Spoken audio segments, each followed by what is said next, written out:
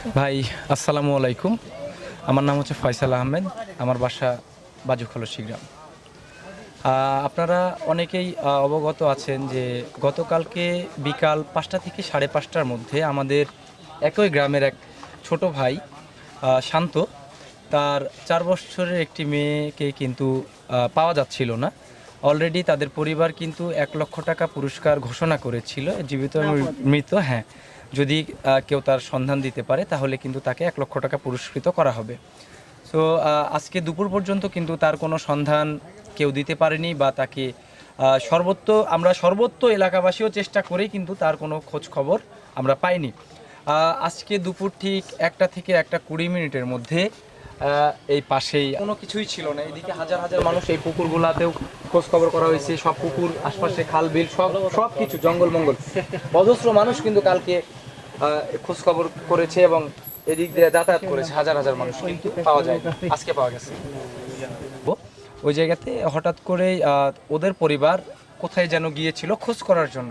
ওখান থেকে যখন বাসায় ব্যাক করে তখন যাওয়ার পথে বাসায় ঢোকার কিছু দূর আগেই কিন্তু বাচ্চাটির দেহ কিন্তু তারা রাস্তার ধারে দেখতে পায় এবং দেখতে পাওয়ার সাথে সাথে তারা কিন্তু তাৎক্ষণিক একটুও দেরি না করে তারা কিন্তু, যেহেতু আমাদের যোগাযোগ ব্যবস্থা ভালো, তারা কিন্তু তাৎক্ষণিক বাচ্চাটিকে নিয়ে রাজশাহী মেডিকেল কলেজ হসপিটালে নিয়ে যায় এবং কর্তব্যরত চিকিৎসক বাচ্চাটিকে মৃত ঘোষণা করে।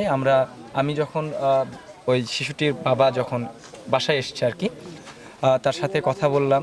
আসলে বাচ্চাটিকে ধরে নিয়ে যাওয়ার পরে, অপহরণ করার পরে বাচ্চাটির হাত, চোখ, মুখ সম্পূর্ণভাবে বেঁধে কিন্তু বাচ্চাটিকে নির্মমভাবে অত্যাচার করা হয় শারীরিকভাবে, এবং অত্যাচার করার পরে কিন্তু তাকে বিষ দিয়ে হত্যা করা হয়েছে।